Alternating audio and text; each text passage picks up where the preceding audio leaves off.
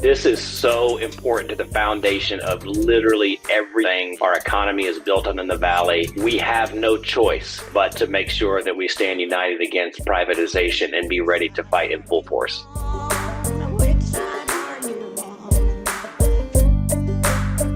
We are going to be talking to a panel of folks about the Tennessee Valley Authority, one of the best things to happen to residents of the Valley, providing cheap and reliable energy to millions of people while not exploiting their workers like many private utilities do, while providing good-paying union jobs. That's the TVA. Here to talk about the importance of the TVA, what it does well, and the attacks that it's under, we have assembled a panel of guests. Daniel Tait is the executive director for Energy Alabama, a clean energy nonprofit. Zachary Barber is a representative for the Office and Professional Employees International Union, OPEIU, which represents some white-collar professionals for the TVA. And Keith McFarland, business representative for the International Association of Machinists, IAM District 1888, which represents lots of workers for the TVA. Daniel, Zach, Keith, thank you all so much for taking the time to join the Valley Labor Report today. I'll start with the union representatives. Zach, can you talk to us about the work that your members do for the TVA and by proxy for residents of the Valley? Yeah, and thanks for having us on this morning. So OPEIU's members at TVA help make sure that TVA has what it needs to do its job safely, effectively, efficiently. So some of our members are out there on construction sites, making sure that maintenance teams have the tools they need to keep the jobs running smoothly. Some of our members are back at the headquarters negotiating the contracts to get the work done. Some of our members are also working at the dispatch center for TVA police. It really runs the gamut, but just focused on making sure TVA is running smoothly and safely. Keith, what about members of the Machinists Union? Well, they work all over the Valley. We've got people working small tool repair and testing, heavy equipment mechanics, aircraft mechanics. We got maintenance mechanics and machinists in the fossil hydro, nuclear power plants, gas plants. They work at the power service shop all over the Valley, taking care of TVA sites. We have turbine crews that maintain TVA's turbines all across the Valley, and we got folks that work in their research and development department. So we touch all 90,000 square miles of the TVA. That's incredible, and sounds like really important work. And so, while we're with you, can you talk about how the TVA treats its employees? Like what, and particular if you know much about private utilities and I'm interested in the comparison of the TVA and maybe some other private utility providers with respect to how they treat their employees and their relationship with the unions that their employees have elected to represent them. Well, I can say the relationship is great. It's actually better now than it's been in many years. And, TVA, with its workforce, it's generational. We've got folks that have worked for TVA for, 2, 3, 4 generations, and now coming on 5. And the partnership that we have, it's actually built on trust between TVA and craft respect. It doesn't view its employees for just the machinists, but all the craft unions. It's not about, as a labor input. It recognizes all of us as partners, and it's been decades long. We focus on safety through the agency health and safety programs that we have in place, and the list goes on and on and on. We work with TVA to ensure that we have folks in skilled trades with a career path that leads them down a road to have, jobs that are sustainable for the future. It's not just there's not a high turnover rate at all as it relates to that. We have good wages that we negotiate under the terms and conditions of the TVA Act. I could talk with you for hours as it relates to how this works. TVA provides. They negotiate with the craft unions rates that go into their own apprenticeship programs. On the hourly side of the house, we work with TVA internally with craft training programs and all that stuff. So, I could talk to you again for hours, and we've only got 15, 20 minutes to talk about this, so I'll be quiet right now. Right. and I think that there's so much, like you said, Keith, that you could talk about as far as like how positive the working relationship is between the TVA and its employees and the unions that represent its employees. And I think that really speaks well. And so, but a lot of people listening might hear that and say, oh man, well, the TVA is paying these workers really well. The TVA is doing a lot of things in the name of safety that perhaps would decrease like the efficiency. You could do something a little bit more fast and so therefore a little bit more cheaply if you did it less safe. They're paying for, high road job training in the apprentices. They're paying for, they have to spend money and effort in negotiations, whereas non-union employers can just tell their employees what they're gonna do, and they can, like it or take a hike. And so people listening might worry and say, oh, wow, they're doing all of these positive things for their workers. Then is that affecting my utility bill? Am I having to pay a huge premium to pay for all of these good things for the workers? But actually, what ends up being the case is the opposite is true, is that residents of the Valley pay something like 30 to 40% less per kilowatt hour. In Alabama, I live in Huntsville. I get my power from the TVA. People south of me get their power from Alabama Power and have to pay 30 to 40% more than I do when I get my power from the TVA that does all of this good stuff for its workers. And so, Zach, I'm curious, like how do you square that? How do you square those two facts that, the TVA spending all this money, treating its workers really well, it's still able to provide, some of the cheapest energy in the country to its residents? How does it do that? Yeah, that's exactly right. In fact, I'm wondering if you read off of my notes, because I had that exact stat prepared to mention. It's not just true in Alabama. TVA's energy rates are lower than 80% of the top 100 utilities nationwide, meaning that people in the Valley who pay for TVA electricity are getting better service, cheaper than pretty much any other American. And like all of TVA's benefits, this comes back to the model that TVA was set up with, a really unique public power model. TVA has one job. At the end of the day, its job is to serve the people of the Valley. That includes the electricity, that includes the other work that TVA does in economic development, environmental protection, but ultimately TVA answers to the public. Whereas the job of a privately owned utility company, TVA's competition, is to make money. And so that means if you pay your utility bill to that privately owned company, any surplus revenue is probably just going to go back into the pockets of shareholders, executives.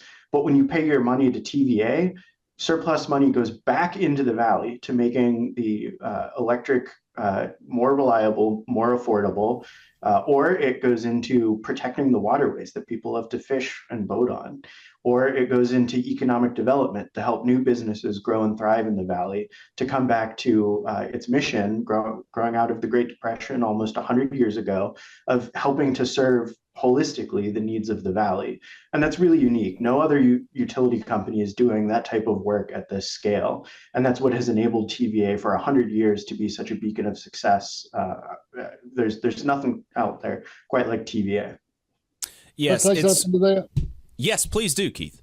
Well, to Zach's point, he talked about stockholders, and that's he's exactly right. The TVA, if they were to privatize, those monies would be going into somebody else's pocket.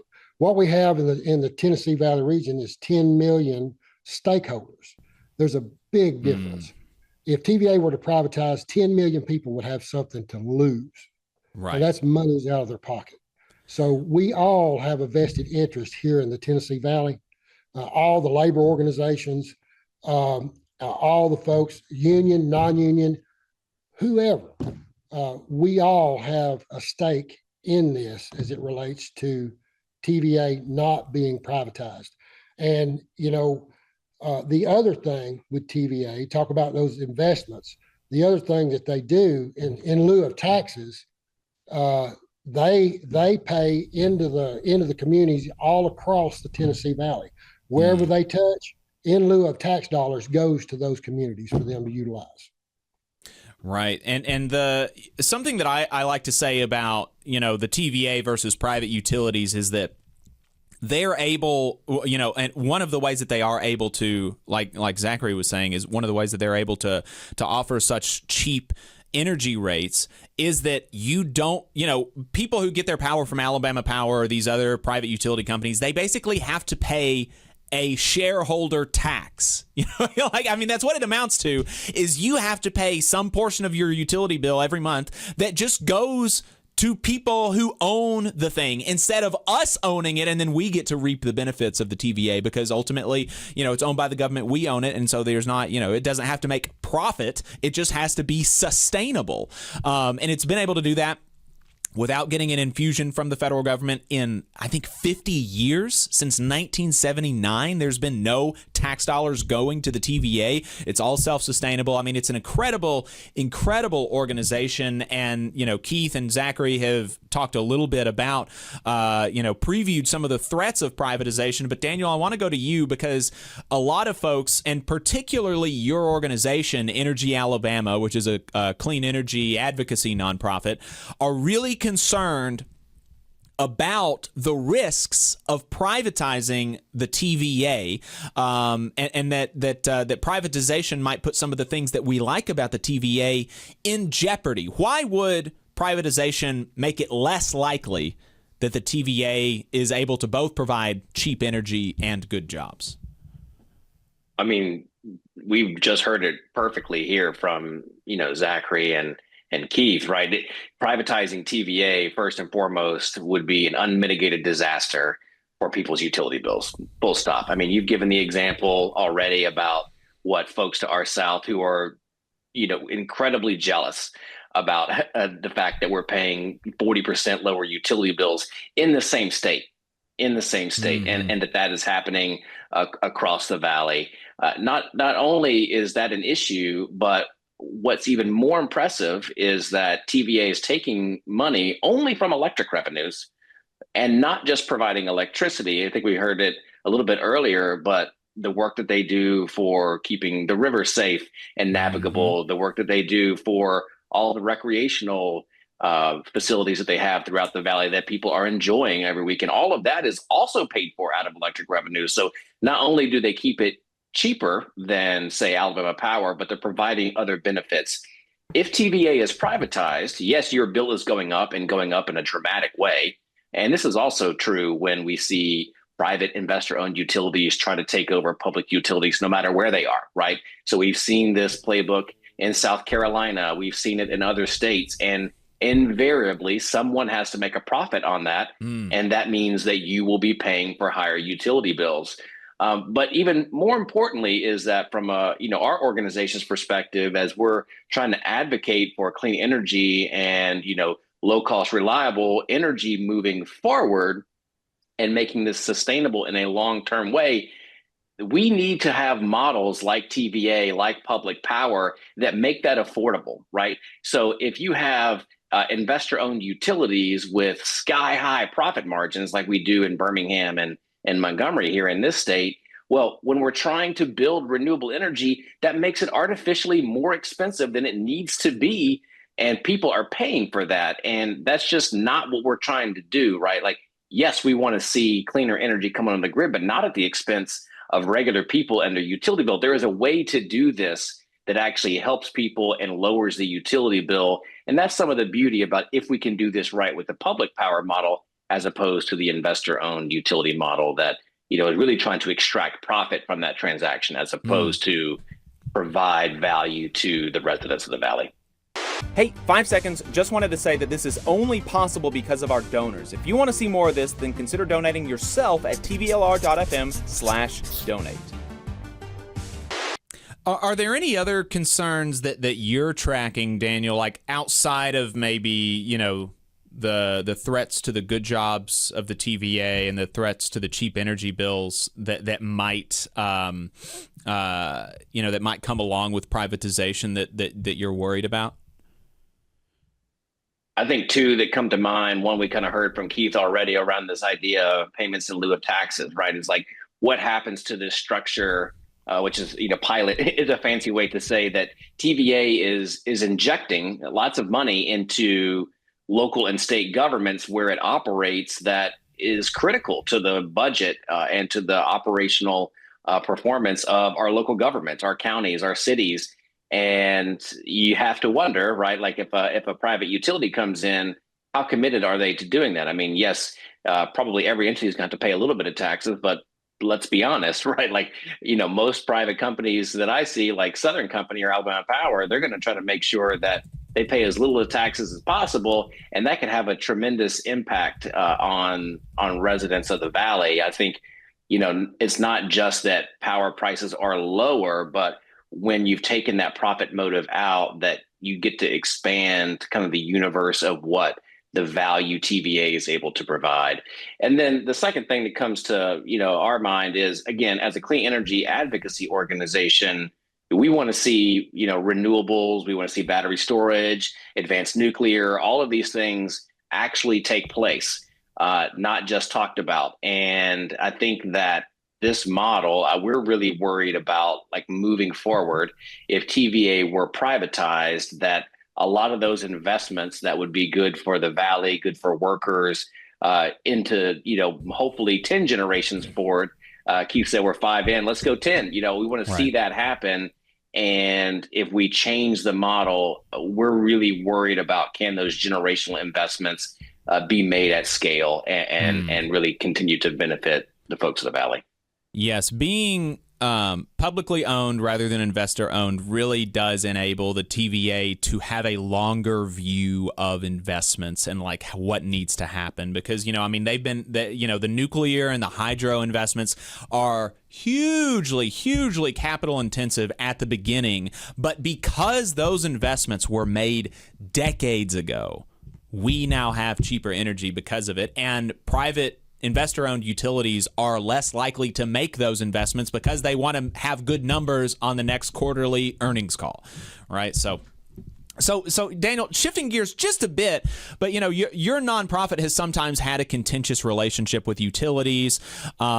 You've been, including the TVA, actually. I think that Energy Alabama has been in some fights with the TVA before, but it has been really out in, I can't think of another clean energy group that has been more in front of supporting the TVA against the privatization whisper campaign. I can't think of any other clean energy organization that's been more in front of this fight on behalf of the TVA than y'all. Why is that? Well, you're right. We have fought against utilities and pushed back on them a little bit. And the way I look at it is a little bit as sibling rivalry, right? Like, you can't mess with my brother. I can do that, right? That's let's not do that. And the reason that I say that is we have pushed TVA and will continue to push TVA no matter the model, right, to do better. And I think that everybody in the Valley expects TVA to continue to improve and to do better for its workers, to do better for the people of the Valley and the environment. So we're going to continue to do that, full stop. But as I've kind of mentioned earlier, there is no world that I can foresee where any of those things are better with a privatized TVA. I don't see it better for clean energy. I don't see it better for rates. I don't see it better for the workforce. I mean, so yes, we are a clean energy advocacy organization, but we are not an organization that is, about clean energy above all else. If it doesn't do good for people, then it's not good to do. If it doesn't do good for the pocketbooks of the people of the Valley, then it's not good to do. right? This is not just let's solve for one part of the equation. It's got to be all of the above. And so when we looked at, what is really likely to happen under a privatized scenario, I don't see any positive from it whatsoever. And so while we may fight TVA from time to time, we're going to protect that model and protect TVA from, those changes that would be extremely detrimental to the future of the Valley. We're talking about the Tennessee Valley Authority and some of the concerns that folks have about the threat of privatization. We have a panel of guests on right now. Daniel Tait is the executive director for Energy Alabama. You just heard from him. Zachary Barber, also on the line, is a representative for the Office and Professional Employees International Union, OPEIU. And Keith McFarland is a business representative for the International Association of Machinists, IAM District 1888. And we've been talking about how the TVA's public power model is good for workers. It's good for the residents in terms of cheap energy. It's good for, city and county governments. And somebody in the chat just mentioned it's also good for businesses. Free American in the chat says TVA rates have drawn many manufacturers to the service area. That's, Toyota has a much lower utility bill than Mercedes does, obviously, right? And so it's also good for business that we have such cheap energy rates in the Tennessee Valley. And so, Keith, the Trump administration has nominated, and we have had Senate hearings for, and now the Senate committee has recommended the approval, have passed it out of committee, of 4 nominees to the TVA's board of directors. They have not been confirmed at this time, but those nominees are, let's see if I can find the names really quickly. Randall Jones of Alabama, an insurance agent. Florida Public Service Commissioner Art Graham. Mitch Graves, a Knoxville attorney, and Jeff Haygood. Oh, no. Jeff Haygood is the Alabama insurance agent. Randall Jones is Florida Public Service Commissioner. I don't know. Mitch Graves, Jeff Haygood, Randall Jones, and Art Graham have all been nominated. How is the IAM, the International Association of Machinists, looking at these nominees? Well, you have to, I've had some discussion. You have to have a wait and see kind of attitude as it relates to this. Some of them don't appear to have the experience needed to be able to move for the future with TVA, but we don't know that. We don't know how they'll be, but and we'll have to wait. As you said, they're out of committee. But there's a few things we do know. We don't want our energy prices to go up. We don't want TVA to be privatized. We don't want our recreational facilities to go away. And the list goes on and on and on. So you have to wait and see. The big tell will be, I think, with the new potential nominations coming up as the current board's term limits expire. I think that'll be the tell. That's Zach. No, go ahead, Keith. No, I'm done. Go ahead. Zachary, all the nominees did say in their hearings that they would oppose privatization when they were, do you support privatization? The answer was no across the board. But most of them left the door open to the sale of TVA assets. What is privatization but the sale of assets? Zachary, how can you help me understand the difference there? And what would it mean for the agency if they sold off some of the assets rather than maybe wholesale privatization? Yeah, you can think about it like this. Imagine you're on a road trip, you're driving your car, you're several hours in, everything's been going fine, and then the driver says, I'm thinking about taking off one of the tires of the car. What would happen, right? That's what we're looking at here. The TVA is designed to have these functions that support each other. It's designed to have electrical generation stations that work in harmony with each other to provide power. And so if you start chopping it up and selling it off, you're taking apart the thing that has made it successful. For example, one of the things that helps TVA supply reliable energy at an affordable rate is by having a mix of different types of generation. So you can think of things like nuclear, which provide a lot of power very stably, and then that is complemented by other sources like solar or gas, which provide less energy but can be ramped up or down over time as demands change. So on hot days, they can increase their generation to provide more energy into the grid.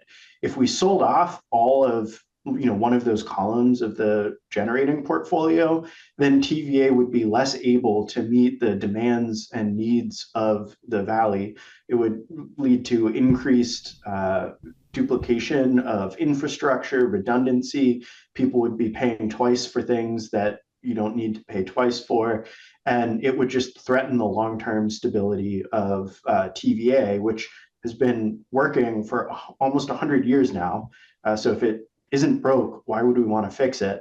And that's why we know that selling off TVA, whether it's total privatization, selling off part of the assets, this will undermine what has made TVA successful. It'll lead to higher energy bills for the public.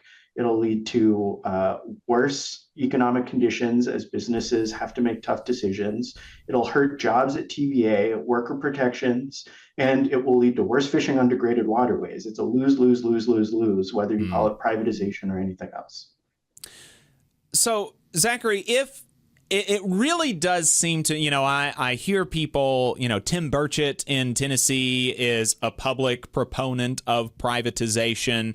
There are some other people. I think Tommy Tuberville has expressed tentative support for privatization. There really is, you just go down the line and you think of any possible impact that privatization could have on residents of the valley, on businesses, on communities, and it all seems negative. So why do people keep talking about it? Why do people keep saying that, oh, well, maybe this is something that we should do? Yeah, that's a great question, and one I ask myself a lot, because we saw in the last decade the impacts of privatizing other publicly owned utilities, not electric, but water. And it led to things like the Flint water crisis and other lead issues in other cities across the country as privately owned utility companies were coming in and implementing aggressive cost-cutting measures with no regard to service or safety. And we would be looking at the same type of thing with our electrical grid. And I don't know anybody who wants to pay more for less reliable power. The main people who would benefit from this are the people who would be making money at our expense off of this. Private utility companies would love to be able to move in and expand, buy up some of this stuff and start making money off of it. But the stakes are too high. There's too much that we would lose. And we have to keep TVA public because it's been so successful for so many people for so long. So, Daniel, if folks are listening to this and they're like, okay, you've convinced me, the TVA, the public power model is really good, and I'm concerned about the threats to privatization, or the threats of privatization. What is there to do? Because right now, there isn't a bill on the House floor to privatize the TVA. All of the nominees are saying, at least publicly, I oppose the privatization, even though they're leaving open the door to selling of assets. But what is there for people to do in the meantime? Like, how can folks support the TVA right now? Yeah, I think there's probably two or three things that are most important for folks to pay attention to and do. One is to stay up to date on what's happening, because I anticipate that as things change, they're going to move pretty fast, right? I personally believe that it is very unlikely that we see like some act of Congress to actually just completely obliterate the TVA.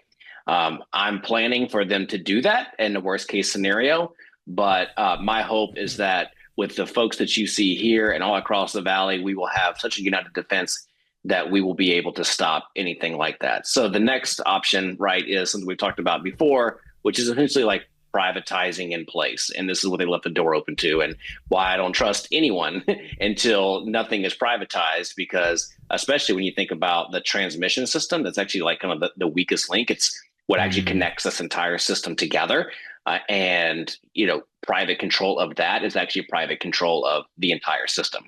And so we are trying to pay close attention to what's happening. If things start to move any more than they are, in fact, I would argue, go ahead and do this, right, is that we need to make sure that our local leaders, and that means down to the city level, the county level and our state elected officials understand that the people are against privatization, and that any action by the TVA board to privatize in part or by Congress to privatize in whole will be met with fierce resistance.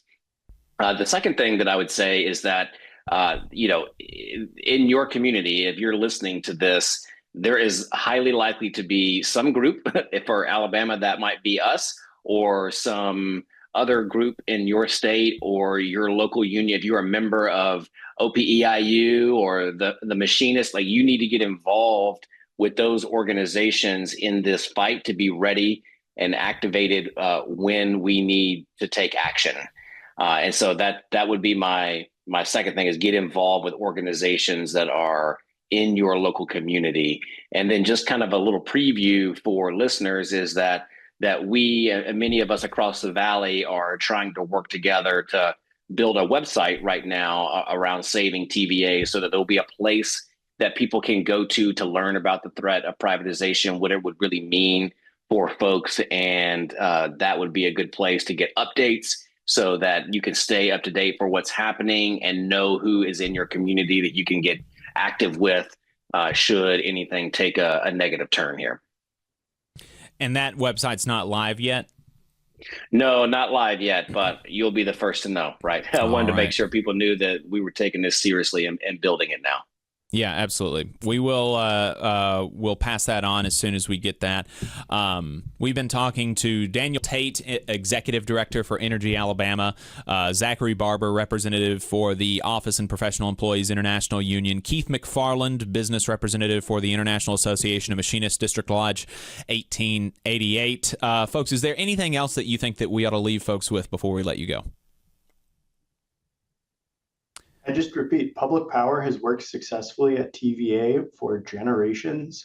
It allows people to pay some of the most affordable energy rates in the country while getting cleaner waterways and a stronger economy out of it. That's too important. Why wouldn't we mess with that now? We have to protect TVA's public power. I think that's a great place to end it. Yeah, sorry, Jacob. I'd just say that, some folks, some folks say, why are we spinning up over what might just be the rumor mill? And I would say that this is so important to the foundation of literally every single thing that our economy is built on in the Valley, and the monthly bill that people pay. Like, everything in this is so important that we have no choice, right, but to make sure that we stand united against privatization and be ready to fight in full force. Yeah, and one thing, TVA was created out of the New Deal in 1933. We're looking at almost 100 years. Want to make it clear that TVA, the Tennessee Valley Authority, has not outlived its purpose. It still has a long ways to go for the people of this valley. Daniel, Zachary, Keith, thank you all so much for your time, and thank you for your work to defend the TVA.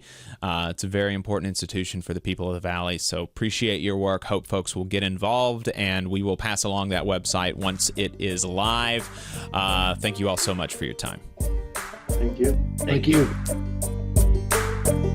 You just saw a clip from the Valley Labor Report. We are live every Saturday morning from 9:30 a.m. till 12:30 p.m. And we pride ourselves on keeping all of our content free to everybody so that we can talk to as many working folks as possible. If you support the work that we're doing, you think that it's important, you think that it's good, then consider making a monthly contribution to the project, and you can do that on our website, tvlr.fm.